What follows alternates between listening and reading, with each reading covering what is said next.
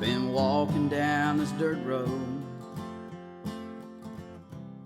I got rocks. Welcome to That Dirt Road Radio Show, where we honor music's past and discover music's present. I'm Howard Curry, and I'll be your host.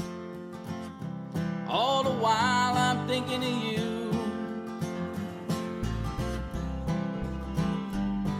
Hey folks, thanks for tuning in. In today's show, we feature Billy Bowers.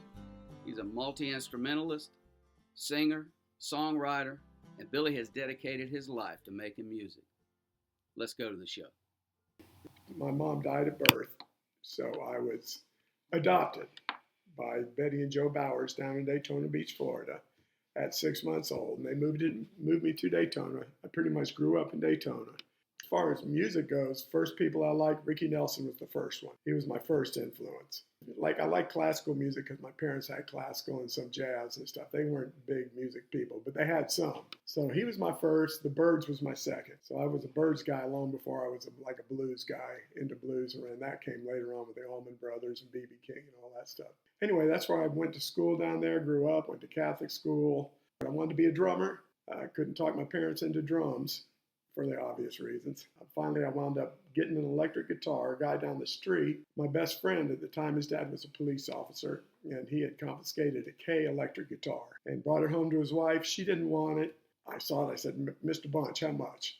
$40, right? Well, I didn't have $40. I said, and back then, you mow a yard, it was $1 for the front, $1 for the back. I said, I'll mow your yard 20 times. No response. A couple weeks later, here comes my mom walking down the street with the guitar. I said, wow, that's great. She said, listen, you got to mow Harry's yard 20 times now. I said, okay. I mowed it once. And that was my first guitar. And I had that just, learning, from Mel Bay books and just listening to records and that whole 9 yards. So I got the guitar just about somewhere between 14 and I always say 15, but I could have been a hair younger, but it was right in that period there. I had that thing probably, a few years, and then I decided I wanted to be a drummer. So I traded my K guitar. There was a guy whose dad owned a local shoe shop.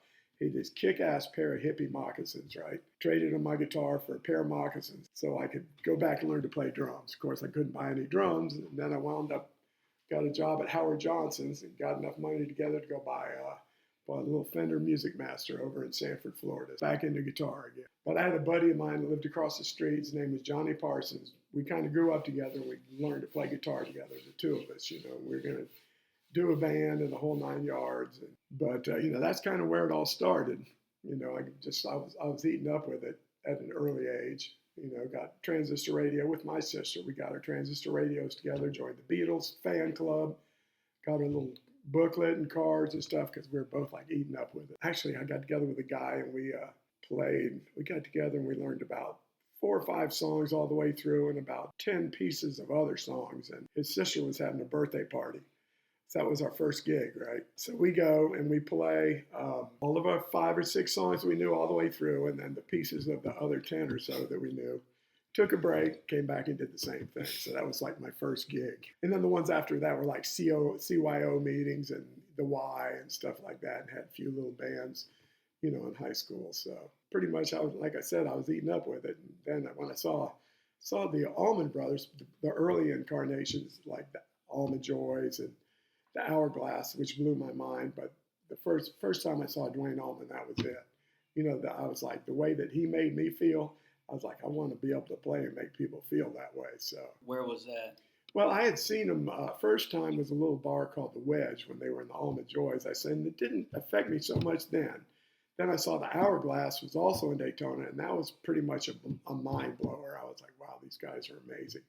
And I saw him come into clubs and jam a couple times. And then the Allman Brothers, the original version, played at the Pier in Daytona for 2 nights. I went the first night and it was blew the top off my head, literally. So much so that when I left the pier to go to the parking lot to leave, everybody that I saw, it didn't matter if they were 5 or 80, I said, you've got to do yourself a favor tomorrow night and go to the pier and hear these. I was just stunned. It was a mind blower. The guy was just amazing. So he was a huge influence. And I knew, once I was high school, I knew once I got into music, I knew it was it. When I quit Catholic school in 10th grade and I went to 11th grade to public school because I was getting hassled by other guys, and I had a hair wasn't even on my ears, and I had a coach tell me, you need to come to the thing because I'm cutting your hair. And it wasn't my hair. It was because I was like turning kind of into a hippie. I was different than a lot of the guys. And, threatened to knock me down the stairs if I didn't let him cut my hair. I said, you're not touching my hair. I played football for the guy too, And so I went to Mainland. And when I went to Mainland, going from 10 years of Catholic school into a public school system, when I got in 11th grade, I had all that shit 3 years ago. It's like I already had all this shit. And I know I want to play music. So my grades weren't that great because I was not interested. So I went into 12th grade. I wanted to take music appreciation. And the guidance counselor, well, unless you get your other grades up and we'll think about it. I know this is what I wanted to do. It's different now. They go towards what kids have a propensity for, Back then they didn't. You need to do what we tell you to do with the mentality. Right. But I knew then, and it was like, my parents were like, well, you need to go to school. You need to pick up another option, because being a musician is tough. I was like, that's what I want to do, What is a good song to you? What is a good song to me? I guess it's one that has an impact on how you feel emotionally, what it does to you. But it's songs that hit you, like the Byrds, like I told you, I play Byrds stuff all the time, and it's still to this day. It's like I'll start getting my all time when I told Gail, when I die, and you take my ashes and throw them in the ocean, I want you to play on a stereo, Turn, Turn, Turn by the Byrds. That song is, look, here they come. I'm getting goosebumps. I believe correct me if I'm wrong, but that's straight out of the book of Ecclesiastes. Exactly. Yeah. So but the music, and I agree with you. If you listen to the section in the middle, boom, dun, dun, dun, when he does a little solo, the whole setting, the music, the drums, the solo is fucking perfection. I mean, it is like slap. Every little drum beat, everything that is in there is perfect. And I mean, the lyrics are great. Obviously, the whole tune is great. But that song to this day, and the Byrds, and like the song 5D, you're familiar with that song by the Byrds? Yes. That song does that. Just Byrds just still kill me to this day. And the Allman Brothers, the thing about Allman Brothers, I mean, I love them and everything, but they've been like played to death. That's true. It's like after a while you've heard. That's true. And I don't know how many times I played Statesboro Blues, and they're still great songs. We were playing one night in the Roosters, and Derek Trucks and his Uncle Butch came in. There's a little dinky-ass bar over on the beach side, and they wanted to sit in. And I'd never sang Statesboro Blues in my life. And they're like, well, let's do Statesboro Blues. And it's Butch. I said, well, I've never. He said, I just sing the damn song. I said, okay, so I sang Statesboro Blues for the first time ever, But when that album came out, I'll tell you what, the first two albums kicked my ass. When the Fillmore came out, I'll tell you what, I jammed along to that record. There's two records when I was young. Well, I jammed to a bunch of them, but that album, and there's an album called Fleetwood Mac in Chicago. It's the original Fleetwood Mac with Peter Green when they were a blues band. Have you ever heard any of that stuff? Yes, Peter Green. I love Peter Green. Man. Well, they put out an album called, and it's got Otis Spann on it and Willie Perkins and all these. Those two albums, I spent endless hours playing along with both of those records. I would just put them on, tune my guitar up, play along.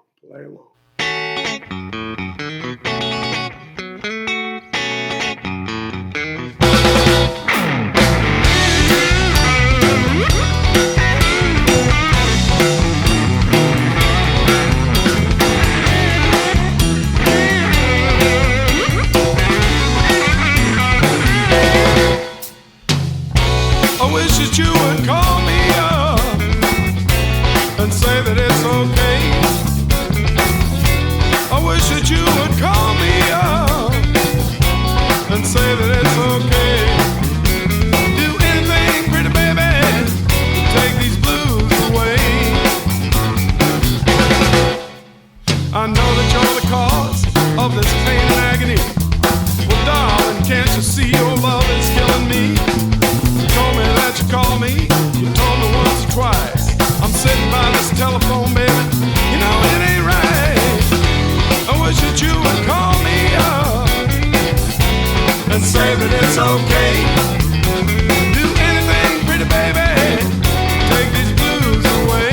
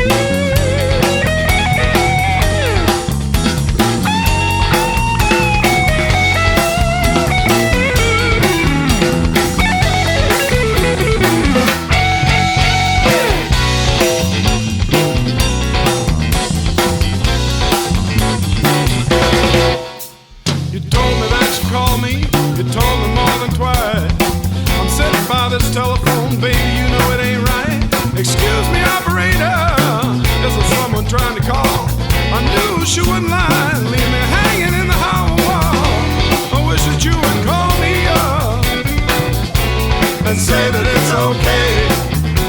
Do anything, pretty baby, take these blues away. Do anything, pretty baby, to take these blues away.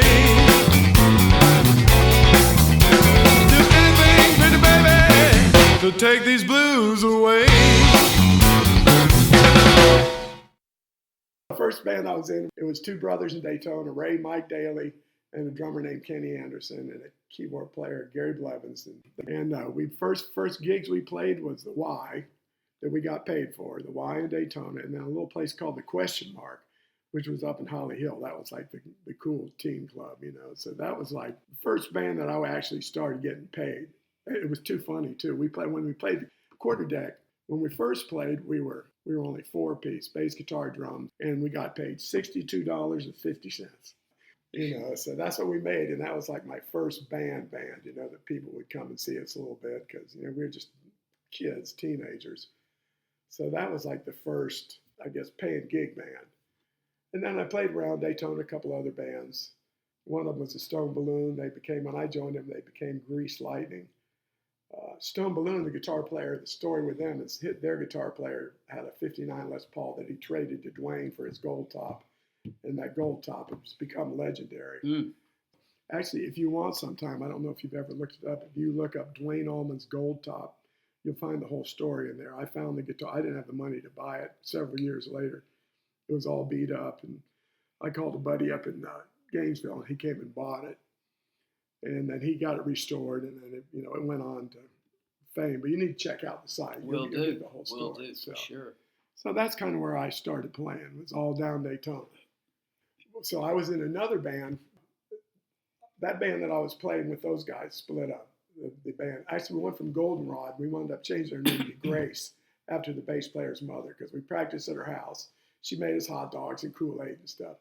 So anyway, when that band broke up, I didn't have anything to do. And this guy calls me up one day and he goes, I got a guy down here at the band shell in Daytona. He wants to put on a concert today and needs a band. Can you put a band together for me? I said, well, I got on the phone and called another guitar player that had actually joined Grace at one period, and a bass player, a friend of ours, and a drummer. Didn't have a singer. So we went down to the band shell. We knew about 7 or 8 songs, and we just jammed. We just jammed. So we get done, and the guy goes, listen, I'm opening a nightclub tonight. You want guys to come play? I said, okay. Well, I called another guy I knew who was a singer who had played with us briefly here and there, and I got him to come down. So we knew like 8 songs. But we were a jam band back then because we had seen the Allman Brothers, and we were influenced by that style. So we wound up playing all night long. We wound up playing this gig all spring break.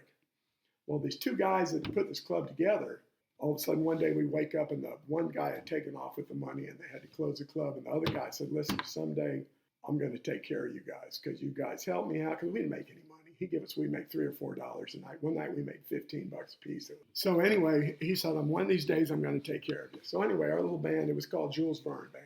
Actually, it was called Jules Verne Auto Supply because this place that we had been jamming in used to be an auto supply place. So it was just humored. That's how the name came up. So anyway, this guy, we were struggling around Daytona playing, and the other guitar player was really closer to the owner of the club, and he was living in Gainesville. He saw, the guy's name was Mike. He said, tell Mike, help, we're in trouble. So, at that point, I was back living in my parents' house. I think I was like maybe 20, 21. I'd been in and out, no money, typical musician. Dad was like, you got to get a job. You can't sit around here playing yourself. Friday morning, me and a buddy got together, another musician, drove around, found a job over on the beach side, building a condo. The guy said, you guys start Monday. That Saturday, this guy drives down from Gainesville, says, get your shit, I'm moving you to Gainesville. So he took me, the bass player, the other guitar player. The drummer couldn't come because he was on probation. He got busted for drugs. So this guy moved us to Gainesville, and they invested in our band. And so I moved to Gainesville. We put the band together. We wrote songs, played concerts. We practiced right around the corner from Tom Petty. Those guys were literally right around the corner from us. So that's how I got to Gainesville. Played in Gainesville We did that for about 2.5 years, wrote songs. Like I said, played some shows, opened for Savoy Brown, another band, Climax Blues Band. James Cotton opened for them. Howlin' Wolf opened for him. Got to meet Howlin' Wolf. That was pretty cool. But eventually that thing fell apart. And during the course of that band, we got a singer from Alabama. He joined our band. That was J.R. Roberts, who has been around here forever. He passed away a couple of years ago. Yes. Rest in peace. Yes. So he joined the band. When that band broke up, he moved back to Jacksonville. He was playing with some guys, and they came over one time and said, listen, we want another guitar player. You want to come audition? So I was living with my girlfriend at the time in Jacksonville. I said, sure. So me and my girlfriend go over, and this first time I'd ever done this in my life. I went there, I had my guitar and my amp. They said, listen, we'll do some songs. We'll get you up here and we'll play a few songs. I said, well, I tuned up my guitar. I wound up playing from the beginning all the way through the end of the night. And I'd never played with these guys in my life other than the singer. And it was the first time that I ever realized I could do that. Go somewhere with people I did not know and play an entire evening. So I said, well, I'm going back to Gainesville. So the next day, the drummer, I brought JR back with me because he wanted to visit some friends. The next day, the drummer's like, hey, man, if you want to play, you got to come now. So I just, okay, I just left my girlfriend, my clothes. I just grabbed my guitar, my amp. I got over there. I was like, the hell did I just do? So anyway, I moved over there. That band was called Strut. Played with that band for a while. We played down in the Keys, around Jacksonville. Eventually, that band broke up. And at that point, I was tired of being broke. Moved back to Daytona. Didn't have a gig yet. Me and my girlfriend were living together. And I went to the music store, country western band, looking for a bass player. So I borrowed a bass from my friend.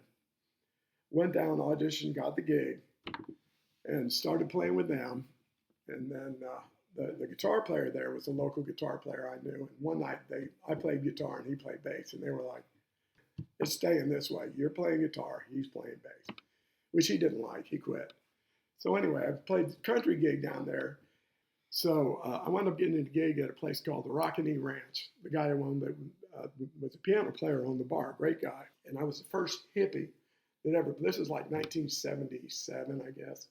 I was the first long hair ever. I mean, this place was in Holly Hill, and it was as red as it gets. Although the band was great. The guy who owned it was a great guy. Everybody in the band was great. So, but he used to call me Hippie. Hey, Hippie.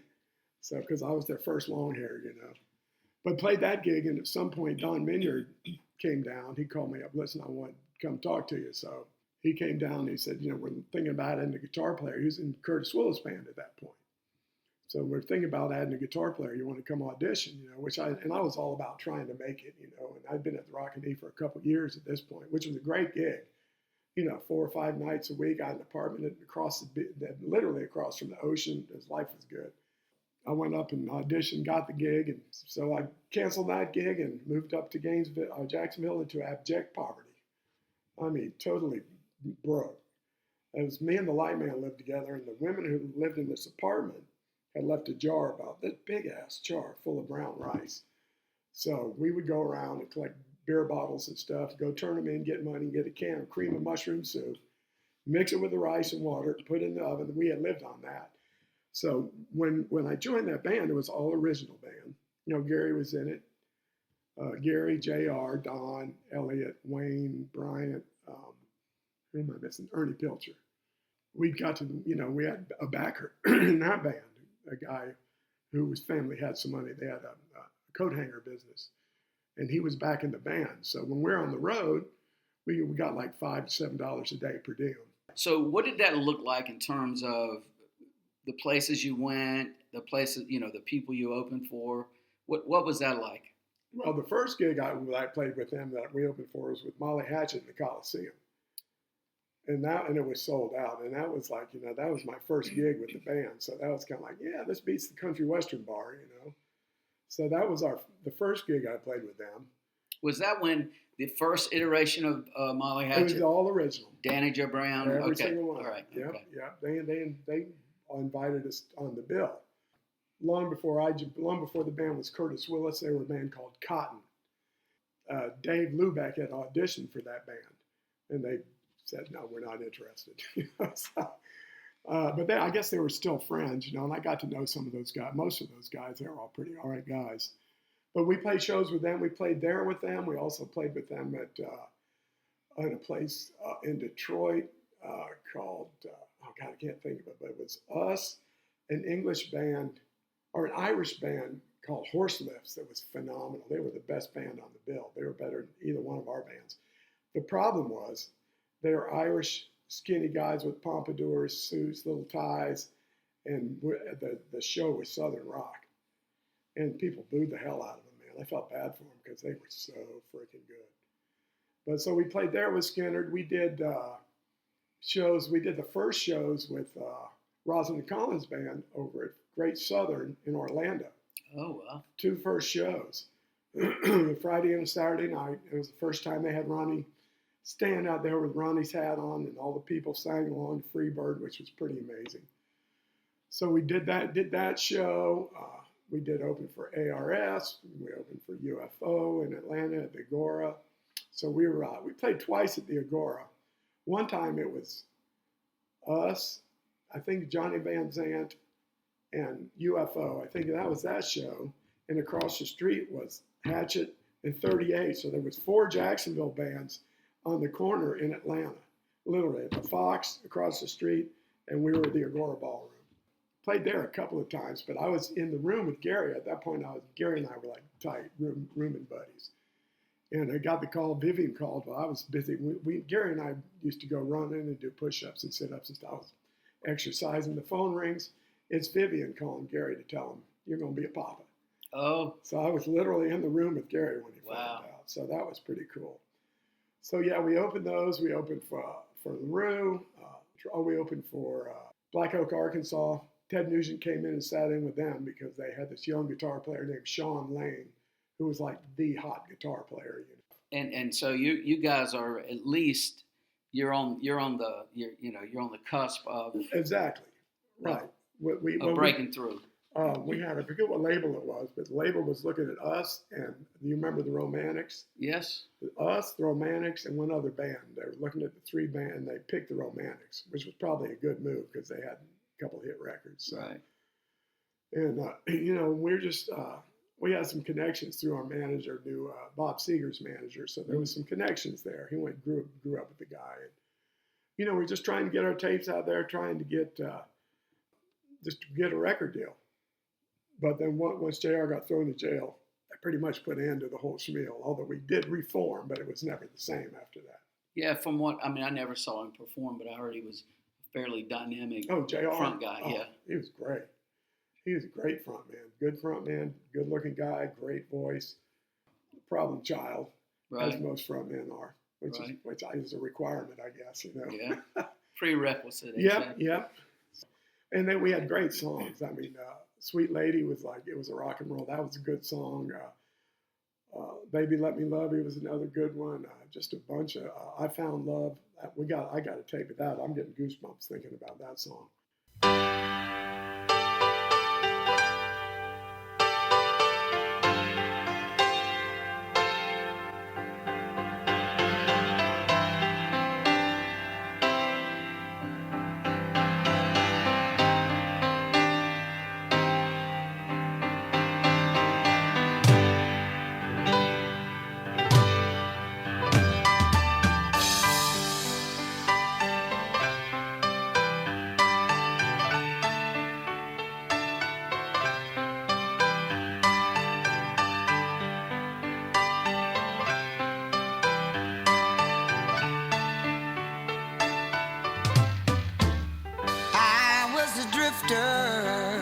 With no destiny, so much to cover, so much to see. My life's ambition was to sing my song until I met her.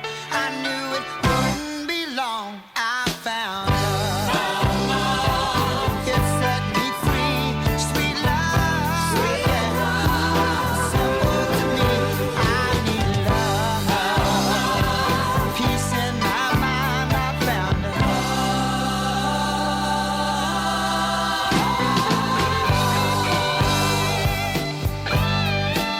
Now my direction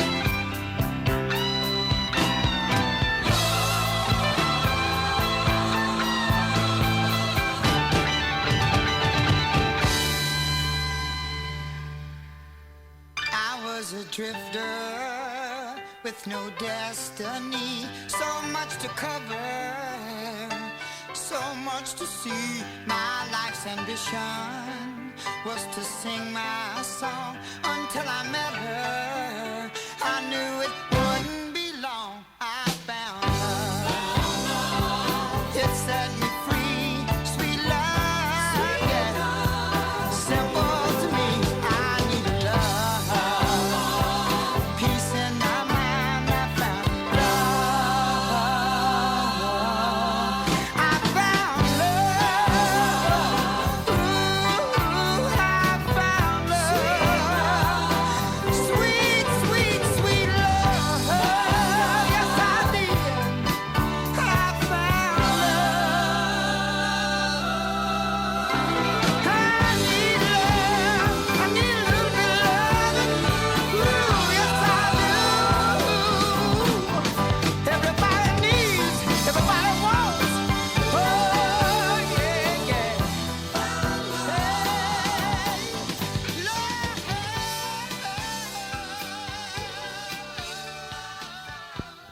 Curtis Wiliss is put to rest, and then what's your trajectory look like? So, well, after we did the nightclub version of Curtis Wiliss, it just got to the point where it's just not worth it anymore.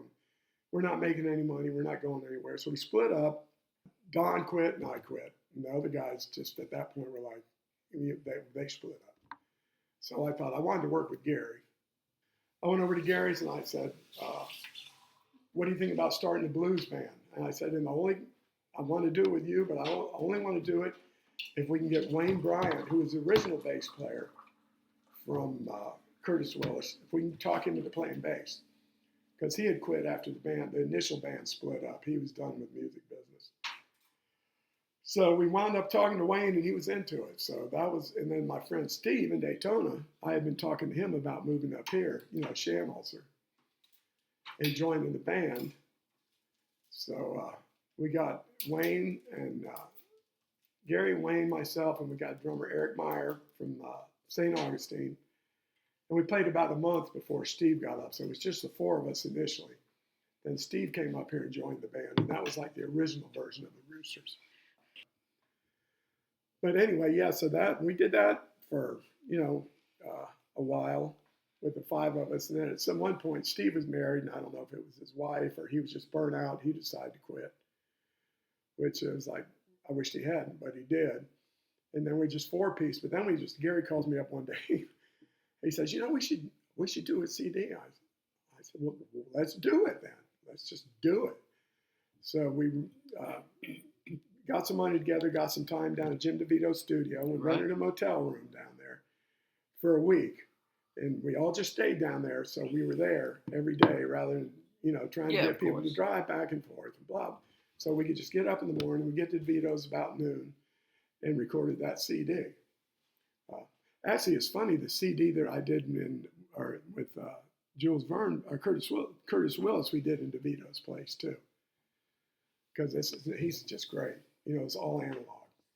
So we went down there, and that's where we did the Rooster CD. Do you have one of them? I have one of those as well. Yeah, we did that there. We just set up live, played live, and then went back and added the vocals. I only one song did I add a couple guitar parts. All of it was pretty much straight ahead live. And then, of course, you began to do a lot. You began to do a lot of just yourself. Yeah, I did myself, and I did a lot of freelancing too. Right. When I was in the Roosters, I played some with Shaq. I played with Mike Fitzgerald, Neil Dixon, Synergy. Played with them, on the side. So I played with a lot of people in that particular period. I was just, if we weren't gigging, and somebody had a gig and they needed a guitar player, I was playing. So did that, and when we did the Rooster CD, that's when Gary at one point got the offer from Skinner to go be guitar tech. So he took our CD when we were hoping we could get some action through them. And actually, the Skinner thing was that's when Gary was ill, right? And they were trying to raise money for him. So we got to open the two nights for that show, a Friday and a Saturday night. So I remember those shows. Yeah, that was fun. So. And then at that point, with when Gary passed, that pretty much would put an end to the Roosters. I'm trying to think the Roosters might have been, I'm trying to think if we were done before that or not. I'm trying to think how that all panned out. We hired like Jim Sexton played with us some, and we had Kelly Sisson with us for a while. Okay. Towards the end when Gary was ill, we had Kelly playing with us too, which that was nice. Great singer. Oh yeah, great gal too, talented. So we had that iteration for a while, and then I'm trying to think. I can't remember a specific point at which we just said we're done. It just kind of, so that's kind of how that all happened. I remember you playing solo for a long time. Right. Well, I did. And talk about, if you don't mind, talk about that. Well, it was at that point, it had gotten to the point where, a couple of things. My ears were starting to get bad. Right. So I just, and I didn't want to get a real job. So I decided to do acoustic gigs, and it was mostly, I only did like one original song off, but I had some stuff that I'd done originally, but I didn't play very many of them when I gigged. I played like one or two of them, and it was a means to make a living, and I played, just motels or, restaurants, clubs, and, I was just happy to be able to support myself. And I did pretty good. Actually, I made more money doing that than I did, playing in bands. Isn't that ironic? Yeah, it is. And I don't know how many times I said to you should have done this a long time ago. But, I don't know how much there is to be said about that. I enjoyed doing it. It wasn't as fun as playing in bands. Well, I'll tell you this. I was at a place one night where you just showed up. And you'll have to forgive me because I can't remember the man's name. He passed away soon after this. Right. He and I were sitting and you were playing, and he was like your number one fan. He was a surfer. Okay. Right. Just a salt of the earth, nice guy, man. Mm-hmm. And these people thought you were a guitar god. People tell me that, but from this point, I never have ever thought that way. Right. Because there's a gazillion guitar players, and there's so many more better ones than I am by a long shot. And I just never, I've had people tell me that about me. They love my acoustic act and the whole 9 yards. And for me, I never thought it was anything special. It's just what I do. And that's how I've always felt to some degree about music, not to take it for granted, but it's what I did. That's why that's who I was. That's what I did. It's like Rick Block came to my house one day, and he comes in the house and he goes, "Where's all your music stuff? Where's all your pictures?" I was Yeah. They're in the closet somewhere. It's not that I didn't appreciate them, but I never, it was who I was, and it's what I did, and not that I'm taking it for granted, because I'm lucky in my life. So, how y'all doing? Terrific.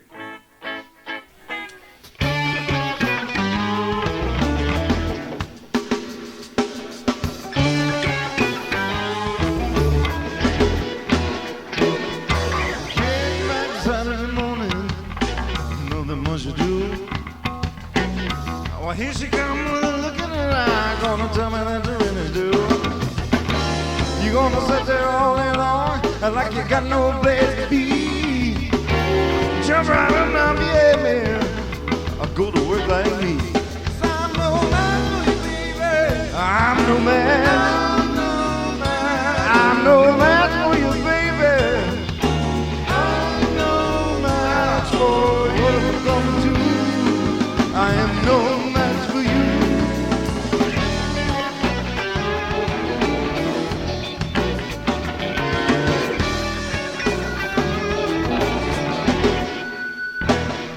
You jump back and you talk that stuff, like you leave me cold.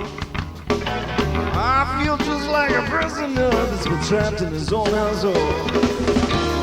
When you gonna line up, or when you gonna see?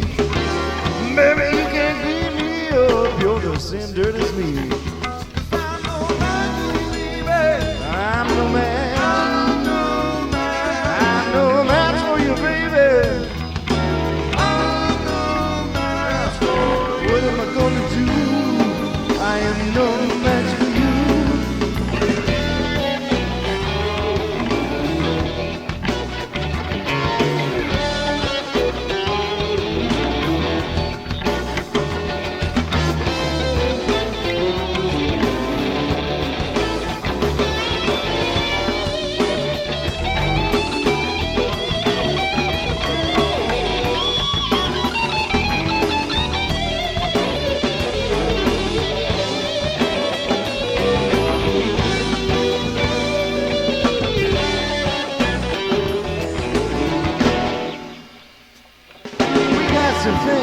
yourself, baby, about love and life and greed. And I take life for what it is, and you take more than you need. You can scream and storm, stay or walk, or just to back up on some of that jive. When you need love, you come to me, 'cause I'm the richest man alive. I'm no man for you, baby. I'm no man. I'm no man for you, baby. I'm no man for you, baby. I'm no man for you, baby. I'm no match for you. What am I gonna do? I am no match for you.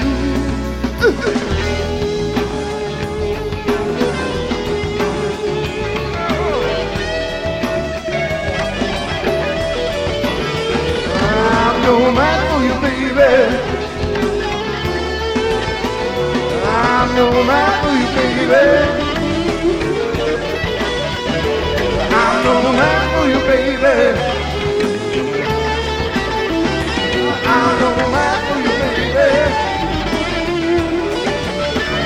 I'm no match for you, baby. I'm no match for you, baby. Oh, I'm no match for you, baby. I'm no match for you, baby. I'm no match for you, baby.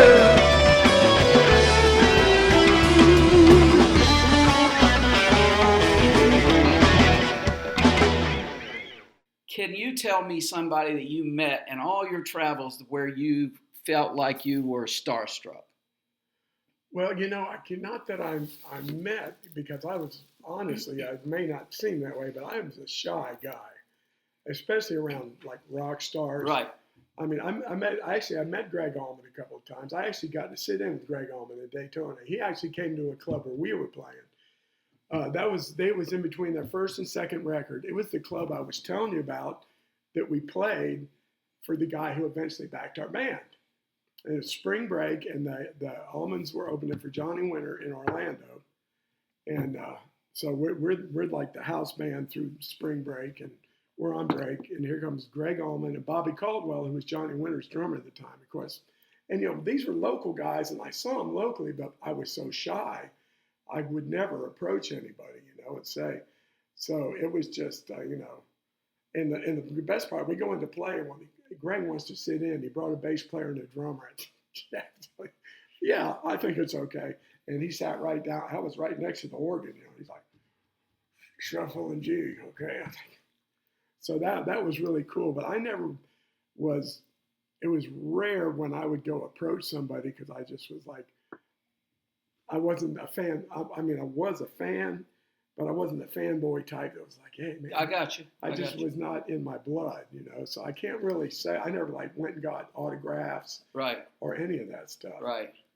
So he was definitely the man, Meeting Howlin' Wolf. Oh, that was cool. So interesting. This was the band from Gainesville, right? Right. And I told you we had the two brothers that backed our band, and somehow or another, the one brother got us on the Savoy Brown gig, and then he got us on the gig. It was the James Cotton Blues Band and Howlin' Wolf. Right. Well, we were a psychedelic hippie band. I mean, our songs were like psychedelic. I'll let you hear some of that stuff. It's pretty. So he got us on this bill, which was weird because we didn't fit into the bill at all. And it was even weird for us. So we go down there, and we set up all our stuff in the afternoon. We actually jammed with the drummer. I don't know who the drummer was at that point, James, but he jammed at the sound check. So Howlin' Wolf, I guess, opened the show by himself, and then James Cotton Band, and then we came on. Well, we go to play, and all of a sudden they're turning the lights on like the show's over, It's like myself and the bass player, who I was just talking to yesterday about this very thing. His name's Mike Cameron, good buddy of mine from Daytona, talented as the day is long. We went backstage and talked to him, and just, that's when Howlin' Wolf was doing dialysis. He had his arm wrapped and stuff. Yeah. So, it was just kind of cool to see him. I don't remember what we talked about. It was so long ago, and there was no, it was pretty cool. I was like, holy moly. And then at one point, we stayed in the same motel, and I got to go hang out with Matt Murphy and a couple of the guys from James Cotton in his motel room. That was kind of cool. I was I was a pretty shy person too, so I didn't talk much. But our quote unquote manager, he's a full steam ahead kind of guy. So we were over there, but yeah, that was really cool. What is your view of the impact that technology has had on music? Just categorically, the quality of music, the availability of music. What do you think it's done to music in general, in your opinion? Oh man, it's a tough one because music now is a whole different animal than when we were growing up and stuff. But the funny part is they're going back to vinyl. People all of a sudden, it's like when CDs came out, man, it's so much better. You can hear everything, and it's like the quality, and it's obviously CDs sound good, but they don't sound the same as records. But it's made it more accessible. It's easier for me to go in my bedroom and not have a 4-track thing with the tape on there, trying to get the tape shooting all over the place. You just got a little digital recorder, and you can just sit there and do it. That's cool that people can do that. And, and I'm a Cro-Magnon. I have actually a digital recorder, Fostex, that's probably 25 years old that I still use. People now are doing it on here. I don't know. It's like, I don't know how to do that on my computer. Right. I have no idea. Right. But it's great. I mean, I think as far as people being able to write songs and get them out there. I mean, how many people you see that get stuff out there online that all of a sudden, I don't know if making it is the proper term, but they make a living and survive because of it. Not everybody. A lot of people are. But it's just different than when we were growing up. Typical was like, you want to get a record deal. I know it's put a hurting on record companies because now anybody can get online if they're good enough and if they got whatever and make $1 million if that's what you're looking for. So I think it's actually pretty cool in that regard. We'd like to thank Billy for his time. It was an honor to have him here. Please click like, subscribe, and send us your comments. And until next time, see you down that dirt road. Like they did when I was a younger man. Still walking down this dirt road. Got holes in both my shoes. It's a